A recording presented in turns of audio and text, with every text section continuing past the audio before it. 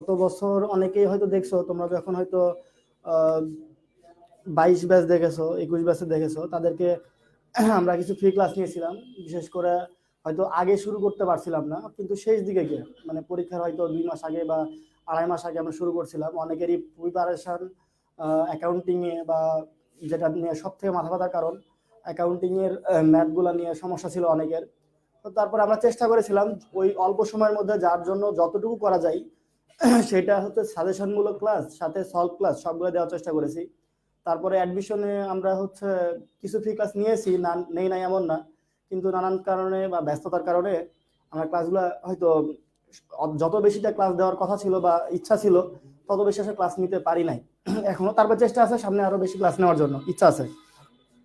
তো এখন ব্যাপারটা হচ্ছে যেহেতু 22 পার হয়ে চলে গেছে, এখন 23 সাল, সামনে পরীক্ষা। সামনে পরীক্ষা বলতে মোটামুটি হয়তো কিছুদিন সময় আছে, কিন্তু যেহেতু আমাদের ইচ্ছা আছে তোমাদেরকে সামনে হচ্ছে যেহেতু গতবার 2 মাস বা 2.5 মাস ক্লাস নিয়েছিলাম, এবার একটু বেশি সময় ধরে যদি ক্লাস নিতে পারি তোমাদের জন্য যদি আরো উপকার হয়, এইটা ভেবে কিন্তু দ্রুত ক্লাসগুলো শুরু করা। আমরা একদম প্রথম থেকে শুরু করব। হ্যাঁ, যারা যারা আসো প্রথম ক্লাস থেকে আসো তারা অবশ্যই লাকি, এটা বলতে পারো যে প্রথম ক্লাস থেকে অর্থাৎ A to Z অ্যাকাউন্টিং নিয়ে যে তোমাদের প্রবলেম যদি থেকে থাকে, অনেকের অ্যাকাউন্টিং বুঝতে সমস্যা হয়, আমি পারি না, অনেক টেনশন কাজ করে তোমাদের মাঝে। সো যাই থাকুক, হ্যাঁ, টেনশন যে কাজ করে এই টেনশনগুলো দূর করার জন্য আমরা আছি। হ্যাঁ, আমরা আছি, আমাদের চলশিক্ষির টিম আছে। আমি তোমাদের সোহান ভাইয়া, পরিচয় হয়তো অনেকেই জানো না। সো জেনে জেনে নাও যে সোহান ভাইয়া, ঠিক আছে, সোহান ভাই অ্যাকাউন্টিং পড়াই, অ্যাকাউন্টিং এর ভয় সোহান ভাইয়ের কাছে জয়, এটা হচ্ছে মাথায় রাখবা। হ্যাঁ, অ্যাকাউন্টিং এর ভয় সোহান ভাইয়ের কাছেই জয়। সো এখানে আমরা একদম প্রথম থেকে শুরু করব। সো প্রথমে বলছি আমি কি হিসাব বিজ্ঞান, যারা 22 আসো, 23 আসো, 24 আসো, অথবা যারা MBA করছো, CA করতেছো, মানে করতেছেন যারা, আমি জানি মোস্ট অফ দ্য কেসেস অনেক স্টুডেন্ট যারা অ্যাকাউন্টিং থেকে বের হয়ে চলেও গেছে তাদেরও অ্যাকাউন্টিং এর বেসিকের অনেক সমস্যা থেকে থাকে। হয়তো মুখস্থ করে হয়তো অ্যাকাউন্টিং একাডেমিক রেজাল্ট ভালো করছে, সামনে আগিয়ে গেছে, কিন্তু অ্যাকাউন্টিং এর যে ভয় সেটা বুকের মধ্যে থেকে গেছে। ওই ভয়কে দূর করার জন্য চাইলে ক্লাসটা করতে পারো বা করতে পারেন। এখানে আমি হচ্ছে কাউকে ছোট করছি না বা কাউকে হচ্ছে বলছি না যে ক্লাসটা করতে হবে, তবে তুমি তোমার বন্ধু বান্ধবদের সহযোগিতার জন্য হলেও সাথে সাথে তুমি ভালো রেজাল্ট করবা, তোমার বন্ধু বান্ধবদের যাতে তারা ভালো রেজাল্ট করতে পারে, এই জন্য তোমরা চাইলে ক্লাসটাকে শেয়ার করতে পারো।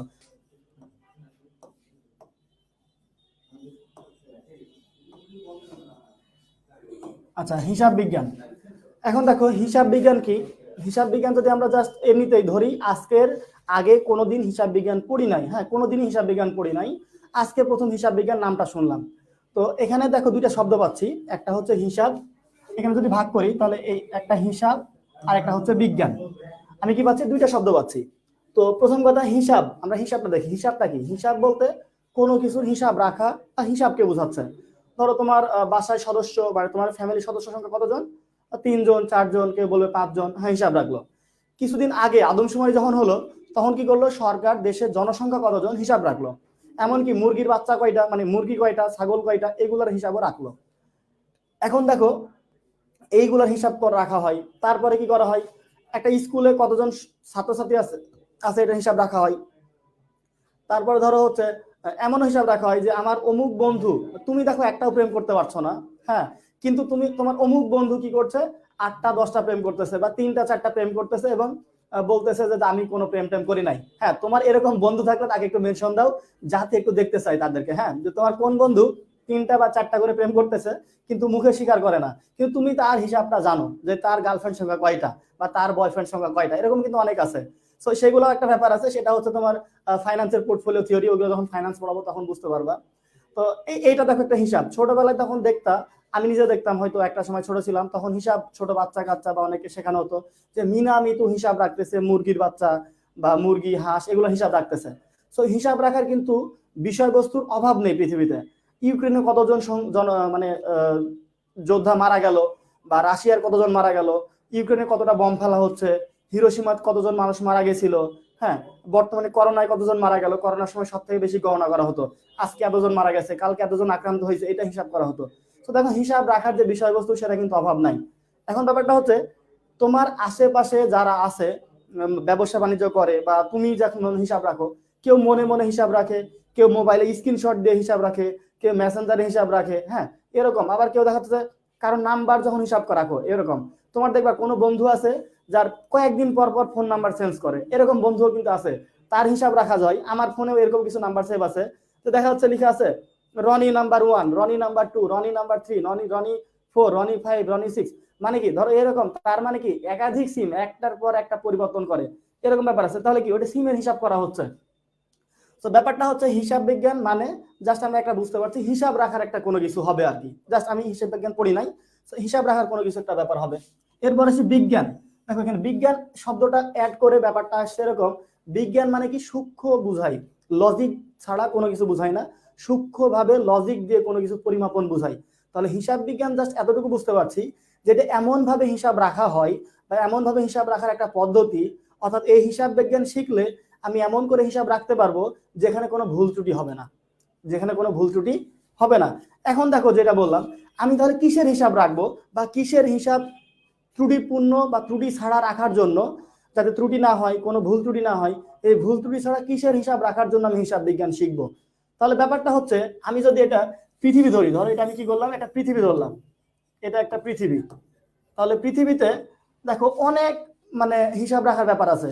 মেসির গোল সংখ্যা কত, রোনালদোর হ্যাটট্রিক কত, পেলে কয়টা ওয়ার্ল্ড কাপ জিতেছে, পেলে হচ্ছে ক্লাব মানে ক্লাবে কয়টা গোল করেছে, এমনকি ওই যে বলছিলাম তোমার বান্ধবীর বয়ফ্রেন্ড সংখ্যা কয়টা, বা তোমার বন্ধুর গার্লফ্রেন্ড সংখ্যা কয়টা, বা তুমি হচ্ছে তোমার বয়স কত হলো, এরকম হিসাব রাখার কিন্তু অনেক ব্যাপার আছে। কিন্তু এত কিছুর হিসাব কিন্তু হিসাব বিজ্ঞান রাখতে পারে না বা রাখবেও না, সম্ভব না। এখন তুমি ধরো একজন হিসাব রক্ষক বা তুমি যেমন একজন ব্যক্তি, তুমি হিসাব বিজ্ঞান শেখার পরে পৃথিবীর সকল কিছুর হিসাব কি তুমি রাখতে পারবে? আমি আমি আশা করি তোমরা বুঝতে পারছো যে পৃথিবীর সকল কিছুর হিসাব রাখা সম্ভব না। গুগল এত বড় একটা কোম্পানি, গুগলে সার্চ দিলে আমরা অনেক কিছুই পাই, তারপরেও কিছু কিছু তথ্য আমরা পাই না। কেননা গুগল এত বড় কোম্পানি যেখানে হাজার হাজার শ্রমিক কাজ করে, এতগুলা শ্রমিক, এতগুলা কম্পিউটার সফটওয়্যার থাকার পরেও এত কিছু আমরা পাচ্ছি না। সো আমি একজন হিসাব বিজ্ঞানী হয়ে বা একজন হিসাব রক্ষক হয়ে এত কিছু হিসাব কিভাবে রাখবো? সম্ভব না। সো এজন্য যেমন ইতিহাস কি করে, শুধু ইতিহাসের যে মানে ভালো ভালো যে ঘটনাগুলা, যেগুলো গুরুত্বপূর্ণ ঘটনাগুলা, সেগুলার ইতিহাস হিসাব রাখে। তেমনি ঠিক একইভাবে বায়োলজি তার আওতাধীন যেগুলো, সেগুলো বায়োলজিতে হিসাব রাখে, মনে রাখে। ঠিক একইভাবে যেমন হচ্ছে পরিসংখ্যান, পরিসংখ্যান তার বিষয়বস্তুগুলো আলাদা করে সেগুলো নিয়ে হিসাব রাখে। ঠিক একইভাবে হিসাব বিজ্ঞানেরও বিষয়বস্তু বা আওতা আলাদা আছে। তো হিসাব বিজ্ঞান কি করে, পৃথিবীতে যত ঘটনা ঘটবে, পৃথিবীতে যত ঘটনা ঘটবে, এই সকল ঘটনা হিসাব বিজ্ঞানের দ্বারা হিসাব রাখা সম্ভব না। এজন্য এখান থেকে কি করেছে, একটা আওতা বেছে নিয়েছে। সে আওতাটা হচ্ছে হিসাব বিজ্ঞান এই সকল পৃথিবীর সকল ঘটনার মধ্যে শুধুমাত্র কি হবে, যেগুলা লেনদেন হবে শুধু সেগুলারই হিসাব রাখবে। কি করবে? শুধু লেনদেন। তাহলে আমরা পাইলাম যে এই যে কারো প্রেম, কার বয়ফ্রেন্ড, এইগুলা নিয়ে হিসাব রাখবে না, হিসাব রাখবে কি, লেনদেন নিয়ে। কোনটা নিয়ে হিসাব রাখবে? লেনদেন নিয়ে হিসাব রাখবে। যে এই যে পৃথিবীর যত ঘটনা আছে এর মধ্যে থেকে যেগুলা শুধু লেনদেন হবে, শুধু সেগুলা হিসাব বিজ্ঞান হিসাব রাখবে। এখন ব্যাপারটা আসি যে তাহলে প্রথমে আমাকে চিনতে হবে লেনদেন কি, আসলে লেনদেনটা চিনবো কি করে, বা লেনদেন কাকে বলে। সো লেনদেন একজনের মন নিয়ে আরেকজনকে দেওয়া, এটা হচ্ছে লেনদেন। অথবা তার মন আমাকে, আমি নিলাম আর আমার মন তাকে দিলাম, এটা একটা লেনদেন। এখন এটাকে আমি লেনদেন মানে এই যে নেন, এই যে দেন, অর্থাৎ কিছু নিলাম কিছু দিলাম। তুমি বাজারে গেছো, এখন তোমার এক জোড়া চুড়ি পছন্দ হয়েছে, হ্যাঁ চুড়ি, অথবা চুড়ি পছন্দ হয়েছে তোমার জন্য, অথবা তোমার হচ্ছে স্পেশাল কারোর জন্য। এখন চুড়ি যখন পছন্দ হয়েছে তখন তুমি কি করেছো, হয়তো চুড়িটা কিনে নিয়েছো। তাহলে তুমি চুড়ি কিনেছো যখন, তখন নগদ টাকা দিয়েছো আর চুড়িটা নিয়েছো। এই যে তুমি নিয়েছো কি চুড়ি আর দিয়েছো কি টাকা, এই যে একটা নেওয়া হলো আর একটা দেওয়া হলো, এটাই একটা লেনদেন। তার মানে কি, কোনো কিছু আসলো এবং চলে গেল, অর্থাৎ কোনো কিছু নিলাম এবং দিলাম, এটাকে আমি জাস্ট কি বলছি, লেনদেন। তবে এইটার লেনদেন হইলেও আমাদের হিসাব বিজ্ঞানে সকল লেনদেনকে নিয়ে আসে না, বা লেনদেনকে আরো স্পেসিফিক করে। এই জন্য লেনদেন চেনার জন্য অনেকগুলো বৈশিষ্ট্য আছে।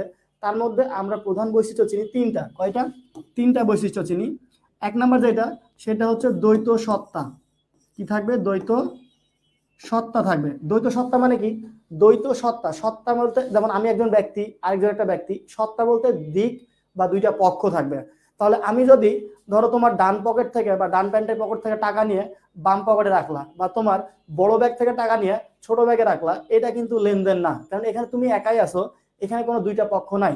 তো দুইটা পক্ষ থাকবে কখন? যখন তুমি বাজারে গেছো চুড়ি কিনতে, তখন দোকানদার একটা পক্ষ, তুমি একটা পক্ষ, দুইটা পক্ষ, একটা নিচ্ছ একটা দিচ্ছ। একজন নিচ্ছে একজন দিচ্ছে, তখন সেটা কি হবে? লেনদেন হবে। দ্বিতীয় যে ব্যাপার যেটা, সেটা হচ্ছে 2 নাম্বার, আর্থিক অঙ্কে পরিমাপ। কি থাকবে? আর্থিক অঙ্কে পরিমাপ থাকবে। এখন ব্যাপারটা হচ্ছে হিসাব বিজ্ঞান হিসাব রাখবে, কিন্তু হিসাব বিজ্ঞান যদি হিসাব রাখার পরেও গন্ডগোল হয়, তাহলে তো ওই হিসাব বিজ্ঞানটা অবশ্যই ভালো না, অবশ্যই ভালো না। কারণ হিসাব বিজ্ঞান যদি শুধু হিসাব রাখে, আমি তাকে আকাশ সমান ভালোবাসি, আমি তাকে এক সাগর পরিমাণ ভালোবাসি, এই যে এত এইগুলা কি পরিমাপ করা যায়? এক সাগরে কয় ফোঁটা পানি হবে, এক আকাশে কি আছে? তো এইগুলা পরিমাপ করা যায় না, এইভাবে হিসাব বিজ্ঞান হিসাব রাখবে না। তাহলে হিসাব বিজ্ঞান কিসে হিসাব রাখবে? টাকার হিসাব রাখবে, এবং টাকা সেটা স্পেসিফিক হইতে হবে। মানে কত টাকা, 5 টাকা, 10 টাকা, 5 পয়সা, সে যত টাকাই হোক সেটা অবশ্যই উল্লেখ থাকবে এবং সুনির্দিষ্ট থাকবে। এখন আমি যদি আজকে এভাবে হিসাব রাখি যে আজকে আমি অনেক টাকার ক্রয় করলাম, আজকে আমি তাকে অনেক ভালোবাসলাম, হ্যাঁ, এই যেগুলো হিসাব রাখলে, অনেক বলতে কত, কারো কাছে হয়তো 5 টাকায় অনেক, কারো কাছে 50 টাকা অনেক, কারো কাছে 5 কোটি টাকাও কিছুই না। যেমন ধরো আমার কাছে যদি মনে হয় 5 টাকা এটাও অনেক, 5 টাকা দিয়ে দেখা যাচ্ছে একটা সিঙ্গাড়া খাওয়া যাবে অথবা চকলেট খাওয়া যাবে। আবার কারো কাছে 5 কোটি টাকাও কিছু না। এখন হচ্ছে মেসির কাছে বা রোনালদোর কাছে, আমাদের তো আবুল মাল আব্দুল মুহিত, ওর হচ্ছে কত 400 কোটি টাকা হচ্ছে দেশের বাজার থেকে চলে গেছিল, তখন বললো এই 400 কোটি টাকা কোনো টাকা হলো? এটা তো এমনিতেই একটা দেশের ব্যাপার না। তো উনার কাছে কি 400 কোটি টাকা কোনো টাকা নাও হতে পারে, কিন্তু হিসাব বিজ্ঞান এই জন্যই আমরা কি করব, অবশ্যই টাকায় উল্লেখ থাকতে হবে, আর্থিক পরিমাপ হতে হবে। এবং 3 নাম্বার যে ব্যাপার, সেটা হচ্ছে আর্থিক অবস্থার পরিবর্তন। আর্থিক অবস্থার পরিবর্তন। এখন এইটার ব্যাপারটা একটু বলি যে আর্থিক অবস্থার পরিবর্তন বলতে কি বোঝাই। ধরো আমরা আর্থিক অবস্থা বলতে অনেকেই মনে করি যে টাকার পরিবর্তন, টাকা আসলো বা চলে গেল, টাকা আসলে বেড়ে যায়, টাকা চলে গেলে কমে যায়, স্বাভাবিক। এখন ধরো তুমি চুড়ি কিনতে গেছো, যেটা একটু আগে উদাহরণ দিলাম, চুড়ি কিনতে গেছো, এখন চুড়ির দাম বলতেছো, জিজ্ঞেস করছো পছন্দ হয়েছে যে চুড়ির দাম কত, চুড়ির দাম বলতেছে কত 50 টাকা। এখন তুমি দেখতেছো যে না 50 টাকা বেশি হয়ে যায়, বা ধরো তাহলে কম নেন, 20 টাকা নেন। এখন তোমাকে দেখা যাচ্ছে কি করলো, চুড়ি তোমার কাছে বিক্রি করলো না। এখন দেখো তুমি একটা পক্ষ ছিল, চুড়িওয়ালা একটা পক্ষ ছিল, মানে দুইটা পক্ষ ছিল।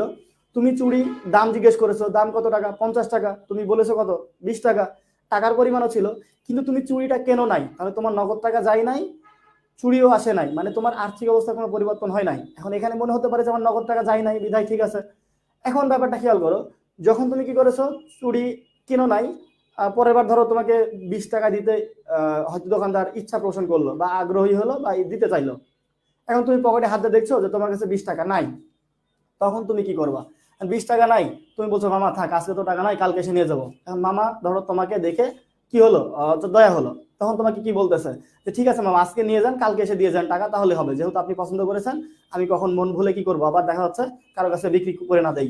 এখন তোমাকে কি করলো, 20 টাকার চুরিটা দিয়ে দিল, কালকে তোমাকে টাকা দেওয়া লাগবে, আজকে কিন্তু কোনো নগদ টাকা যায় নাই। এখন তুমি মনে করতে পারো যে এখানে আর্থিক অবস্থার কোনো পরিবর্তন হয়েছে নাকি হয় নাই। তো দেখো তোমার কাছে কিন্তু কোনো নগদ টাকা যায় নাই, তারপরেও আর্থিক অবস্থার পরিবর্তন হয়েছে। অবস্থা কিভাবে পরিবর্তন হয়েছে সেটা হচ্ছে, দেখো এতদিন তোমার কাছে কেউ 1 টাকা পাইতো না, কিন্তু এখন তোমার কাছে কি 20 টাকা পাবে একজন, তুমি তার কাছে ঋণগ্রস্ত হয়ে গেছো। তাহলে আগে তোমার ঋণ অবস্থা ছিল না, কিন্তু এখন তুমি ঋণগ্রস্ত, কত টাকা, 20 টাকা ঋণগ্রস্ত। তো তোমার আর্থিক অবস্থা কি পরিবর্তন হলো না? তুমি কি ঋণগ্রস্ত না, আবার এখন কি ঋণগ্রস্ত হইলা। তাহলে অবস্থার পরিবর্তন মানে আমার সামগ্রিক অবস্থানের মধ্যে যে কোনো কোনো কিছু পরিবর্তন বোঝায়। তার মানে যে নগদ টাকা আসতে হবে বা নগদ টাকা চলেই যেতে হবে, এটা আসলে আর্থিক অবস্থার পরিবর্তন বোঝায় না। অবস্থার পরিবর্তন মানে যে কোনো অবস্থা হইতে পারে, আমার সম্পদ কমতে পারে, বাড়তে পারে, দায় কমতে পারে, বাড়তে পারে, কারণ এই আমি ঋণগ্রস্ত ছিলাম না, এখন আমি ঋণগ্রস্ত হইলাম। সো এটা হচ্ছে আর্থিক অবস্থার পরিবর্তন, এটা হচ্ছে আর্থিক অবস্থার পরিবর্তন। এই 3টা বৈশিষ্ট্য যার মধ্যে থাকবে সেটা আমরা কি বলবো, লেনদেন বলবো।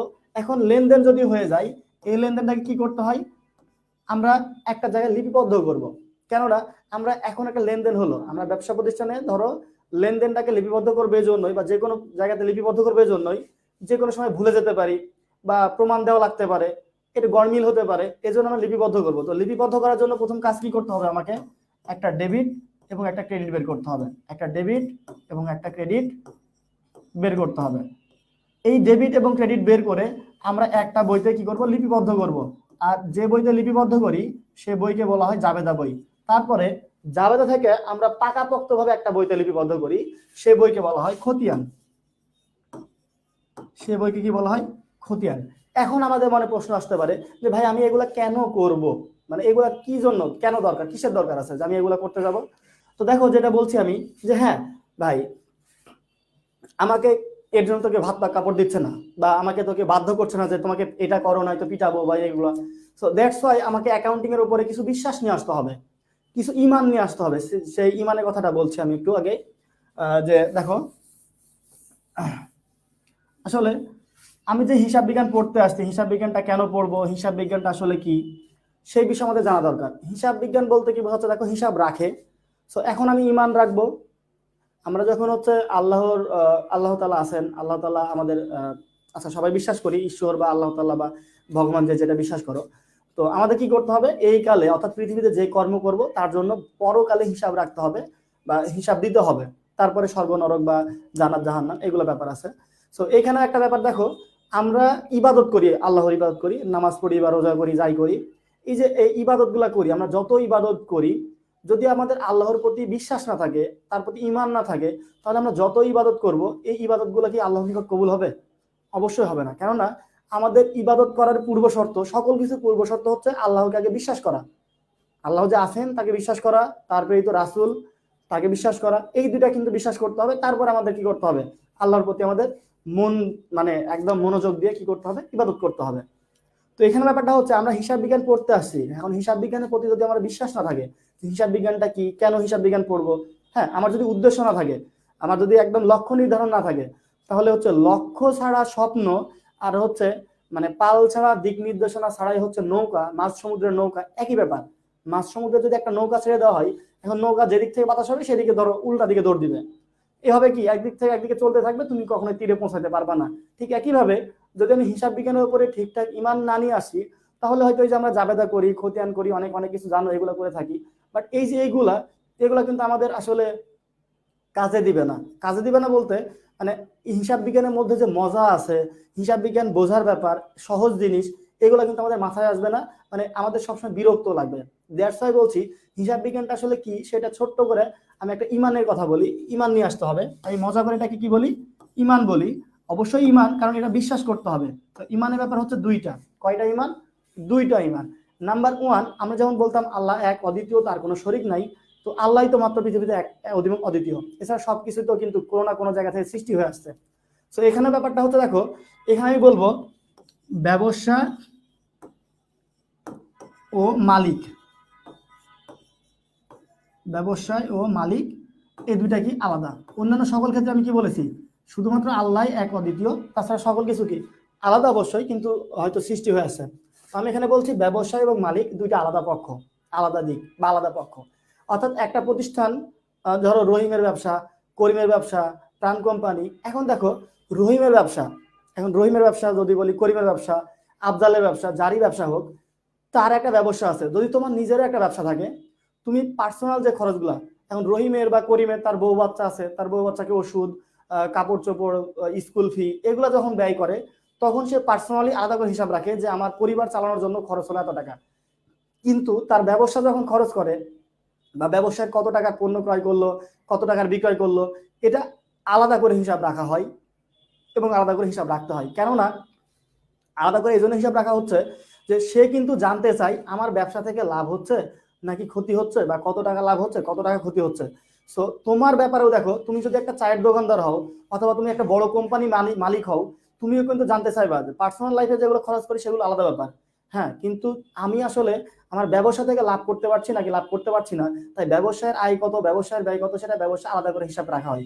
তাহলে আমাকে যখনই কোনো একটা অঙ্ক দেওয়া হবে, যে জনাব রহিম ব্যবসা শুরু করলেন, জনাব করিম ব্যবসা শুরু করলেন, রহমান ব্যবসা শুরু করলেন, বা এটা রহমানের ব্যবসা, তখনই মনে করতে হবে যে আমি রহমানের পার্সোনাল পিএ না, আর রহমানের যে ব্যবসা বা এবং রহমান দুইটা আলাদা পক্ষ, দুইটা আলাদা পক্ষ। এবং দ্বিতীয় যে ব্যাপার সেটা হচ্ছে, 2 নম্বর যে ব্যাপার সেটা বলছি, আমি ওই ব্যবসায়ের হিসাব রক্ষক, আমি ওই ব্যবসায়ের হিসাব রক্ষক, অথবা আমি বলতে পারি কি ম্যানেজার। তাহলে দেখো, তোমার বাড়ির আশেপাশেই রাস্তাঘাটে বাজারে কত হাজার হাজার দোকান আছে বা দোকানদার আছে, তুমি কি কোনোদিন তাদের কাছে গিয়ে জানতে চাইছো যে মামা বা খালা বা চাচু বা স্যার, আপনার ব্যবসায় ক্রয় কত, আপনার ব্যবসায় বিক্রয় কত, আপনার ব্যবসায় আয় কত, আপনার ব্যবসায় ব্যয় কত? এগুলো কিন্তু কখনো জানতে চাও নাই। সো দ্যাটস ওয়াই দেখো, আমি জানতে চাচ্ছি কি আর কখন, মানে এই যে, তাহলে আমি জানতে চাচ্ছি না, হিসাব রাখার আমার দরকার নাই, তাহলে আমি এগুলো হিসাব রাখতেছি কেন? মানে এখন আসে দেখো, আমি যখন ইমান থাকবে, আমাকে যখন একটা অঙ্ক দেওয়া হবে, তোমার হিসাব বিজ্ঞানের যে কোনো অঙ্ক, যে কোনো চ্যাপ্টারের যে কোনো অঙ্ক দেওয়া থাকবে, যখনই ওইখানে একটা নাম দেওয়া থাকবে যে প্রাণ কোম্পানি লিমিটেড বা রহিম এত টাকা নিয়ে ব্যবসা শুরু করলো, করিম শুরু করলো, তো যখন যেটা শুরু করছে তখন কি হচ্ছে দেখো, ওই ব্যবসায়ী এবং ব্যবসায় মালিক দুটো আলাদা পক্ষ। আর একটা ব্যাপার, আমি ওই ব্যবসায়ের হিসাব রক্ষক বা ম্যানেজার। তার মানে কি, ধরো জনাব রহিম ব্যবসা শুরু করেছে, অর্থাৎ জনাব রহিমের ব্যবসায় ম্যানেজারকে আমি, আর জনাব রহিম কি করেছে, আমাকে ব্যবসায়ের হিসাব রক্ষক পদে নিয়োগ দিয়ে উনি উনার বউ নিয়ে হানিমুনে চলে গেছে। আমি আবার বলছি, আমাকে তার ব্যবসায় নিয়োগ দিয়েছে হিসাব রক্ষক পদে, যে হিসাব রাখার দায়িত্ব এখন আমার, আর উনি উনার বউ নিয়ে কোথায় চলে গেছেন, হানিমুনে চলে গেছেন। 1 মাস 2 মাস 5 মাস 6 মাস বা 1 বছর পরে উনি আসবেন, এসে কিন্তু তখন জানতে চাইবেন যে আমি ব্যবসায় ছিলাম না, এই এতদিন ব্যবসায় কত টাকা আয় হয়েছে, কত টাকা ব্যয় হয়েছে, সেগুলো আমাকে হিসাব দাও। তাহলে অবশ্যই যেহেতু উনার ব্যবসায় হিসাব রক্ষক আমি, তাহলে আমি যখন একটা অঙ্ক ধরবো বা অঙ্ক আমি দেখবো, তখনই কি করব, ওই অঙ্ক করার জন্য ওই ব্যবসায় হিসাব রক্ষককে আমাকে কি করতে হবে, আমি আবার বলছি হিসাব রক্ষক আমি, এখন আমাকে হিসাব রাখতে হবে, আর একটা সময় পরে মালিককে জবাবদিহিতা করতে হবে। দ্যাটস ওয়াই আমি কি করব, অবশ্যই ওই ব্যবসার হিসাব রাখবো। তো এটাই হচ্ছে আমাদের মোস্ট অফ দ্য কেসেস ইমান, এবং এইটা ইমানটা হিসাব বিজ্ঞানের প্রত্যেকটা ক্ষেত্রে লাগবে, প্রত্যেকটা চ্যাপ্টারে এটা দরকার আছে। তো দেখো যেটা বলছিলাম, এটা হচ্ছে আমাদের হিসাব বিজ্ঞানের ইমান। তাহলে এই ইমান অনুসারে কি আমাকে হিসাব রাখতে হবে, ঠিক আছে। এখন যদি ইমান থেকে যাই, তাহলে দেখো লেনদেনটা চেনা আমাদের জন্য খুব কি হয়, সহজ হয়ে যায়। ইমান আছে, এখন ইমান থাকার পরে আমি লেনদেনগুলোকে চিনবো কি করে, দেখো এই লেনদেনটাকে চিনবো কি করে। লেনদেনটা চেনার জন্য আমি জাস্ট দুইটা কোশ্চেন করব। এখন ওই যে তিনটা বৈশিষ্ট্য কথা বললাম, তিনটা বৈশিষ্ট্য দিয়ে আমি লেনদেন চিনতে পারবো, তবে সেটা অনেক কঠিন হয় স্টুডেন্টের জন্য, তোমাদের জন্য। এজন্য আমি কি বলেছি, দুইটা প্রশ্ন করব, একটা হচ্ছে কি আসলো, আরেকটা হচ্ছে কি চলে গেল। কি আসলো, কি চলে গেল, এই দুইটা প্রশ্ন। এই দুইটা প্রশ্ন করে একটা ব্যাপার খেয়াল করো, আমি চুরির একটা উদাহরণ দিয়েছিলাম, যে কি আসলো, ধরো প্রথমে কি করছো তুমি, চুরিটা নগদে কিনেছো, যদি নগদে কিনো, নগদে চুরি কিনলে কি চুরি আসছে, চলে গেছে কি নগদ টাকা চলে গেছে, তাহলে চুরি আসছে নগদ টাকা চলে গেছে। ব্যাপারটা হচ্ছে দেখো, তাহলে আসছে কি চুরি, চলে গেছে কি নগদ টাকা, আমি দুটারই কিন্তু রাইট অ্যান্সার পাইছি বা অ্যান্সার পাইছি, কি আসছে কি চলে গেছে। তবে যদি দুটারই রাইট অ্যান্সার হয় তাহলে সেটা কি হবে, অবশ্যই এটা একটা লেনদেন। এখন দেখো পরের বার কি বললাম আমি, বাকিতে কিনেছো, তার মানে চুরি আসছে, চলে গেছে কি কোনো কিছু যায়নি, অর্থাৎ নগদ টাকা যায়নি, তাহলে কি কোন আসলো কিন্তু চলে যায় নাই, তারপরে সেটা লেনদেন। অর্থাৎ দুটা উত্তরের মধ্যে যদি একটা উত্তর কি হয়, সঠিক হয়, অর্থাৎ উত্তর পাই, তাহলে সেটা লেনদেন।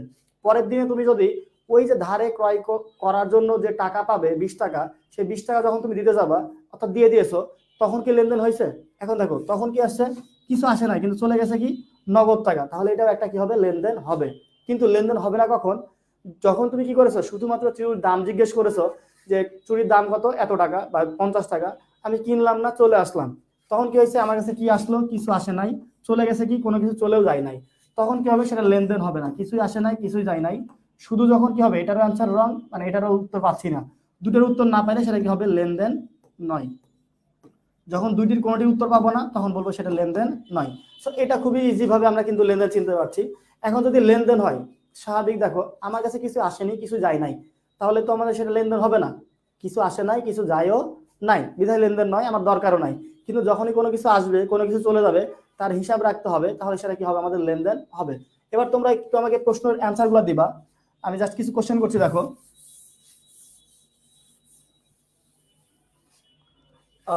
নগদে পণ্য ক্রয়, নগদে পণ্য ক্রয় 20,000 টাকা, 2,000 টাকা, এটা 1 নাম্বার। আমাকে বলবা লেনদেন নাকি লেনদেন নয়। নাম্বার 2, বাকিতে পণ্য ক্রয়, বাকিতে পণ্য ক্রয় 1,000 টাকা, এটা বলো লেনদেন নাকি লেনদেন নয়। এবং 3 নাম্বার হচ্ছে পণ্য ক্রয়ের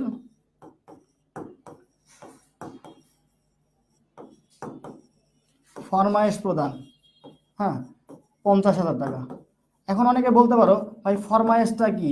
আচ্ছা, ফরমায়েশ বলতে তোমরা যেমন কোনো মেয়েকে বা কোনো ছেলেকে দেখে পছন্দ হলে তোমরা কি করো, প্রস্তাব দাও যে আই লাভ ইউ, মানে গালাগালি করো একটু। তো যাই হোক, তুমি যে গালাগালি করো, প্রথমে প্রস্তাব দাও, প্রস্তাব দিলে কি প্রেম হয়?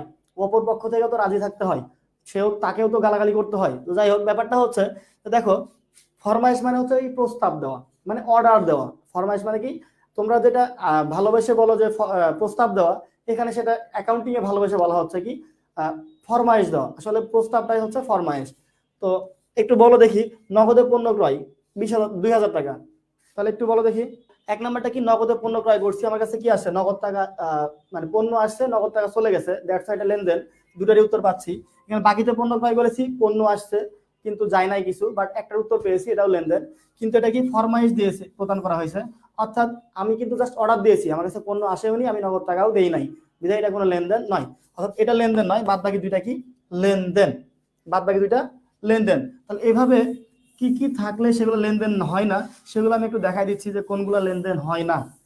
সাধারণত দেখো যেই কথাগুলা, বডিগার্ড সিনেমা তোমরা দেখেছো অবশ্যই। বডিগার্ড সিনেমাতে একটা মানে বডিগার্ড সিনেমার গল্প আমি আর এখন বলতে চাচ্ছি না, তারপরেও বডিগার্ড সিনেমাতে পাওয়া মানে গল্পের মধ্যে পাওয়া যে হচ্ছে তথ্যগুলা, সেইগুলো থাকলে সাধারণত লেনদেন হয় না। আমি গল্পটা একটু বলি, না বললেও নয়, হয়তো বুঝবা না। বডিগার্ড সিনেমা যারা দেখেছো, বডিগার্ড সিনেমাতে প্রথমে কি করা হয়, সালমান খানকে নায়িকার বডিগার্ড হিসেবে নিয়োগ দেওয়া হয়। সালমান খানকে নায়িকার বডিগার্ড হিসেবে নিয়োগ দেওয়া হয়। তারপরে কি করা হয়, সালমান খান কি করে, নায়িকার বডিগার্ড হিসেবে থাকে, এবং থাকার পরে নায়িকার এটা পছন্দ হয় না। তো নায়িকা তার বান্ধবীর সঙ্গে মিলে আর আসলে পরিকল্পনা করে, কি করে, পরিকল্পনা করে যে কিভাবে কিভাবে সালমান খানকে তার বডিগার্ড পদ থেকে পদত্যাগ করানো যায়। কি করানো যায়, পদত্যাগ করানো যায়, অর্থাৎ চাকুরিচ্যুত করা যায়। কি করা যায়, পদত্যাগ করা যায়, অথবা কি করা যায়, চাকুরিচ্যুত করা যায়, চাকুরিচ্যুত করা যায়। এবং এই জন্য কি করে, যে পরিকল্পনা করে তার বান্ধবীর সাথে, তারপরে কি করে, মিশেমিশি মানে ফোনের মাধ্যমে আননোন নাম্বারে ভালোবাসার প্রস্তাব দেয়। তো যেটা বলছি আমি, ভালোবাসার প্রস্তাব মানে কি, আমরা এখানে হিসাব বিজ্ঞানে কি বলছি, ভালোবাসার ফরমাইশ দেয় কে, নায়িকা। ফরমাইশ দেওয়ার পরে একটা সময় কি হয়ে যায়, দুজনের প্রেম হয়ে যায়। প্রেম হওয়ার পরে তারা মোবাইলেই ওয়াদা করে ফেলে, একে অন্যকে ওয়াদা করে ফেলে যে আমি তোমাকে ছাড়া বাঁচবো না, তুমি আমাকে ছাড়া বাঁচিও না। যাই হোক, এইগুলা তোমরাও করে থাকো। তো যেটা বলছিলাম, ওয়াদা করে ফেলে যে তারা একে অন্য পাশে থাকবে এবং একে অন্যকে ভালোবাসবে, যেটা এখনো হর হামেশা হয়ে থাকে। তো ব্যাপারটা হচ্ছে, এরপরে কি হয়, তারপরে একটা দিন নায়িকার বাবা জেনে যায় এবং নায়ককে কি করে, মারতে আদেশ দেয়, এক খুনি বা কিলারকে আদেশ দেয় যে তুমি গিয়ে তাকে মেরে ফেলো। সো কিন্তু এখানে একটা দৈত্যবোধক একটা কাহিনী তৈরি হয়। নায়িকা বলে না, আসলে এটাই হচ্ছে ও মুখ না, বা আমাকে ভালোবাসে না, ও অন্য কাউকে ভালোবাসে। এটা নিয়ে একটা ঝামেলা হয়, যারা দেখেছো বলতে পারবা। সো সেখানে কি করা হয়, মেরে ফেলার জন্য আদেশ দেওয়া হয়। এখন নায়িকাকে, নায়িকা তো জানে যে এটাই সে, অর্থাৎ যেহেতু ছায়া আর মায়া, এটা নিয়ে দ্বন্দ্ব তৈরি হয়। তো যখন যায় আসলে মেরে ফেলতে, কিলার যখন মেরে ফেলতে যায়, তখন নায়িকা তার বান্ধবীকে পাঠাই দেয় যে আমার জায়গায় তুমি যাও, হ্যাঁ আমার জায়গায় তুমি যাও, গিয়ে তার সঙ্গে একটা চুক্তি করে যে তুমি এখন যাবা, যাওয়ার পরে একটা সময় গিয়ে তুমি তাকে, সালমান খানকে বলে দিবা যে তোমাকে ভালোবাসে না, আসলে আমি সেই ছায়া। এই জন্য কি হবে, পরবর্তীতে তারা দুজনে আবার গিয়ে এক করতে মিলিত হবে। এই যে চুক্তি করে, এই যে কি করে, চুক্তি করে, নায়িকা তার বান্ধবীর সঙ্গে চুক্তি করে, কিন্তু নায়িকার বান্ধবী আবার মানে সালমান খান যখন আবেগ আপ্লুত হয়ে গেছিল, আসলে সে তো জানে না, যেহেতু ফোনে কথা বলেছে।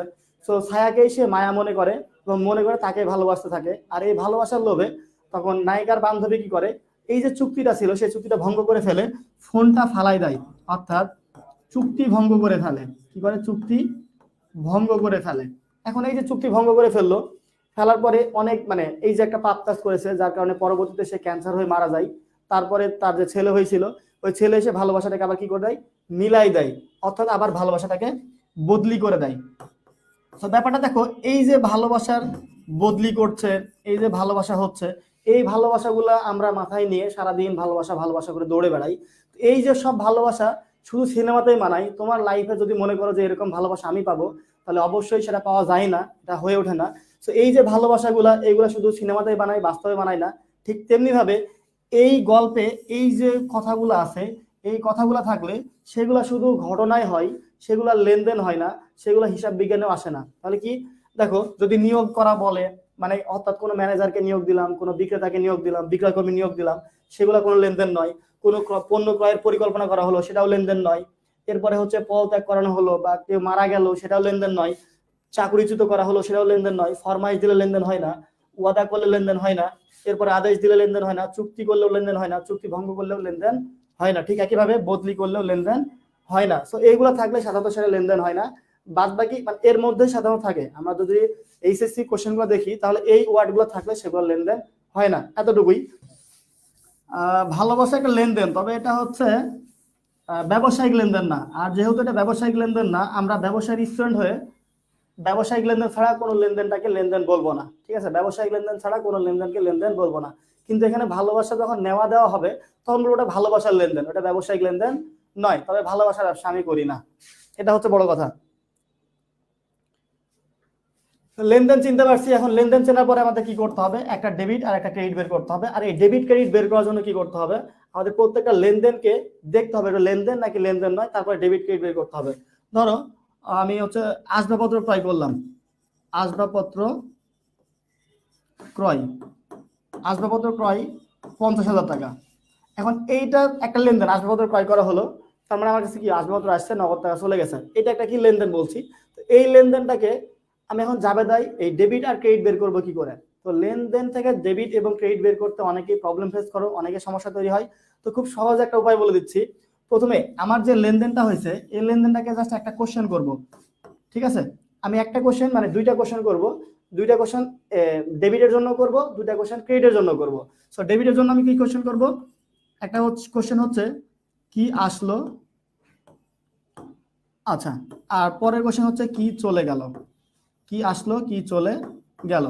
সাধারণত কি করব, যদি কি আসলো উত্তর পাই, যেটা অ্যান্সার পাবো সেটা হবে ডেবিট, সেটা কি হবে ডেবিট। ঠিক একইভাবে কি চলে গেল, যখন অ্যান্সার পাবো, যেটা অ্যান্সার পাবো সেটা কি হবে ক্রেডিট। তাহলে কি আসলো উত্তর পাইলে সেটা ডেবিট, কি চলে গেল সেটা উত্তর পাইলে সেটা কি হবে ক্রেডিট। ঠিক একইভাবে এখন কখনো কখনো কি হয় যে কিছু আসলো কিন্তু কোনো কিছু যায় না, এরকম হতে পারে। অর্থাৎ কি আসলো এটা উত্তর পাই না, কিন্তু কি চলে গেল এটার উত্তর পাই। আবার অনেক সময় কি আসলো এটার উত্তর পাইলাম কিন্তু কি চলে গেল এটার উত্তর পাই না। তো তখন আমরা কি করব, যদি কি দিয়ে প্রশ্ন করে উত্তর না পাই, পরবর্তী প্রশ্ন হবে কেন। কেননা পৃথিবীতে দেখো কোনো কিছুই এমনি এমনি হয় না, পৃথিবীতে কোনো কিছু কি এমনি এমনি হয়, পৃথিবীতে কোনো কিছু এমনি এমনি হয় না। চিন্তা করে দেখো, পৃথিবীতে আল্লাহ তাআলা আমাদেরকে পাঠিয়েছেন। এখন আল্লাহ তাআলার কিন্তু কোনো কিছু অভাব নেই, তারপরে আল্লাহ তাআলা আমাদের কাছে কি চান, তোমরা আমার দেওয়ার নিয়ামত গ্রহণ করবা এবং আমার ইবাদত করবা। আসলে আমাদের ইবাদত আল্লাহর কাছে কোনো কাজে লাগে না, বাট তারপরেও কিন্তু একটা স্বার্থ বা কোনো কিছু দেখেছেন। ঠিক একইভাবে তুমি বাজারে যদি যাও, বাজারে গিয়ে যদি তুমি মাছ কিনতে চাও, তাহলে ধরো মাছ কিনলা, তাহলে মাছ আসলো, এখন কিন্তু তুমি যদি টাকা না দাও, তোমার কি মাছ দিবে নাকি মার দিবে? অবশ্যই মার দিবে। তার মানে টাকা দিলে, তুমি সমান পরিমাণ টাকা দিলে সমান পরিমাণ মাছ আসবে। পৃথিবীতে কোনো কিছুই ভেবেচিন্তে দেখো, কোনো কিছু এমনি এমনি করো না। এমনকি তোমরা যে ভালোবাসার কথা বলো, সেই ভালোবাসাটাও কিন্তু একটা সময় ব্রেকআপ হয়। দেখা যাচ্ছে তুমি তাকে অনেক ভালোবাসো কিন্তু সে তোমাকে ভালোবাসে না, বা সে তোমাকে কম ভালোবাসে, তাহলে সেখানে কি হয়ে যায়, ব্রেকআপ হয়ে যায়। তার মানে ব্যাপারটা হচ্ছে আমি তাকে সমান পরিমাণ ভালোবাসি, তারও উচিত আমাকে সমান পরিমাণ ভালোবাসা। এইটা একটা ব্যাপার। তার মানে কি আমরা ভালোবাসতেছি, ভালোবাসার জায়গাতেও আমরা স্বার্থ দেখতেছি, আমি ভালোবাসি মানে ও আমাকে ভালোবাসবে, দ্যাটস ওয়াই। আর এটা তো ভাই ব্যবসা, ব্যবসার ক্ষেত্রে অবশ্যই কি হবে, আমি কোনো কিছু দিলে কোনো কিছু অবশ্যই আসবে, অর্থাৎ কোনো একটা কিছু লেনদেনের মাঝে অবশ্যই কোনো একটা কারণ থাকবে, আসলে যাইতে হবে, যাই গেলে আসতে হবে। তো এখানে একটা ব্যাপার। এখন দেখি তাহলে যেটা বলছি, এখানে কি আছে, আসবাবপত্র প্রায় 50,000 টাকা। তাহলে দেখো জাবেদা যদি দিতে চাই, কি আসলো, আসবাবপত্র আসছে, কি আসছে, আসবাবপত্র আসছে, তাহলে আসবাবপত্র হিসাব কি ডেবিট, আসবাবপত্র হিসাব ডেবিট। চলে গেছে কি আসবাবপত্র, কিন্তু তো নগদ টাকা লাগে, তো নগদ টাকা চলে গেছে, তাহলে নগদান হিসাব কি, নগদান হিসাব ক্রেডিট। তাহলে আসবাবপত্র হিসাব ডেবিট, টাকার পরিমাণ কত 50,000, এবং নগদ টাকা চলে গেছে, নগদান হিসাব ক্রেডিট কত 50,000 টাকা। এই যে ডেবিট এবং ক্রেডিট সবসময় কি হবে, সমান হবে। এখন সমান হবে কেন, তুমি যদি 500 টাকার মাংস কিনতে গিয়ে, ধরো তুমি মাংস কিনতে গেছো কত টাকার, 500 টাকার। এখন 500 টাকার মাংস কিনতে গিয়ে তুমি 500 টাকার মাংস নিয়ে যদি 400 টাকা দাও, তাহলে দোকানদার কি মানবে? অবশ্যই মানবে না। তার মানে কি তুমি 500 টাকার মাংস কিনলে তোমাকে 500 টাকা দিতে হবে। আবার ঠিক একইভাবে তুমি 500 টাকার মাংস নিয়ে তাকে তো আর 600 টাকা দিবা না বা 700 টাকা দিবা না, তুমি যতটুকু মাংস পাবা ততটুকু টাকা দিবা। তার মানে কি সমান পরিমাণ আসবে, তবে সমান পরিমাণ যাবে, অর্থাৎ আমার আসবেও যত, যাবেও তত। সবসময় কি হবে, সমান হবে। অর্থাৎ ডেবিট এবং ক্রেডিট সবসময় কি হবে, সমান হবে। আমি আবার বলছি, ডেবিট এবং ক্রেডিট সবসময় কি হবে, সমান হবে। এই জন্যই, কেননা পৃথিবীতে যে ভালোবাসার কথা বললাম, যদি সমান সমান ভালোবাসা না হয় তাহলে ভালোবাসা টেকে না। ঠিক একইভাবে আমি দোকানদারের কাছে গেলেও আমি মানে কেউ ঠকতে চায় না, দোকানদারও ঠকতে চায় না, আমি তুমিও ঠকতে চাই না। আর সেক্ষেত্রে ব্যবসার ক্ষেত্রে সমান পরিমাণ আসবে, সমান পরিমাণ চলে যাবে। তাহলে অবশ্যই কি হবে, ডেবিট ক্রেডিট সবসময় সমান হবে। এবং দেখো আমি আরেকটা উদাহরণ দেই বা বলি যে আমাদের সবসময় কি হবে, সবসময় কোনো কাজের পিছনে স্বার্থ থাকবে। এখন তোমরা অনেকেই বলতে পারো ভাইয়া আমরা যে ভিক্ষুককে ভিক্ষা দেই, ভিক্ষুকে যে ভিক্ষা দেয় সেটা তো ভাই কোনো স্বার্থ নাই, আমরা ভিক্ষুকে দান করে দিলাম এটা এমনি এমনি। কিন্তু না, তুমি খেয়াল করে দেখো যে মোস্ট অফ দ্য কেসেস মানে সব মানুষই ভিক্ষা দেওয়ার পিছনেও একটা কারণ আছে। কারণটা কি, আমরা এইখানে এই কালে অর্থাৎ পৃথিবীতে টাকা দিচ্ছি যাতে এই টাকা দেওয়ার মাধ্যমে সওয়াব অর্জন হয়, যেই সওয়াব নিয়ে কি হয় আমরা জান্নাতে যাইতে পারি। তাহলে আমাদের একদিকে টাকা যাচ্ছে, অন্যদিকে সওয়াব আসতেছে, মানে কি সওয়াব আসতেছে বা পুণ্য আসতেছে। তাহলে নগদ টাকা চলে গেছে হচ্ছে সওয়াব আসতেছে, ওইখানে কিন্তু কোনো একটা কারণ থাকতেছে। দ্যাটস ওয়াই আমরা কি করছি, আমরা অবশ্যই অবশ্যই টাকা বা দান করতেছি। আজকে তো লেনদেন পড়ালাম, লেনদেন থেকে তোমাদেরকে জাবেদায় ডেবিট এবং ক্রেডিট বের করে দেখালাম, কিন্তু আমি আগামী দিনে তোমাদেরকে দেখাবো হচ্ছে লেনদেন থেকে ডেবিট ক্রেডিটের যত লেনদেন আছে, অর্থাৎ কঠিন থেকে কঠিনতর যত যেগুলো আছে সবগুলো বের করব কি করে সেগুলো দেখাবো। যেহেতু প্রথম ক্লাস অল্প অল্প করে শুরু করি, প্রথম দিনে অল্প।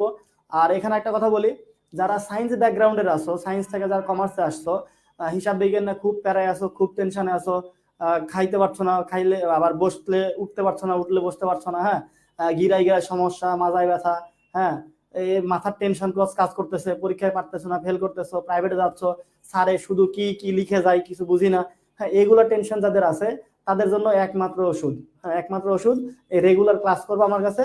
ইনশাল্লাহ তোমাদের অ্যাকাউন্টিং এর বেসিক নিয়ে মানে অ্যাকাউন্টিং নিয়ে এই চিন্তা টেনশন সব দূর করার জন্য সোহান ভাইয়ের শুধু কি অ্যাকাউন্টিং এর যে বেসিক মলম আছে সেই মলমটা লাগালেই হয়ে যাবে, টেনশন নেওয়ার কোনো কারণ নাই। সো দেখা হবে, যদি বেঁচে থাকি ইনশাল্লাহ আবার দেখা হবে। ভালো থাকো, সুস্থ থাকো সবাই।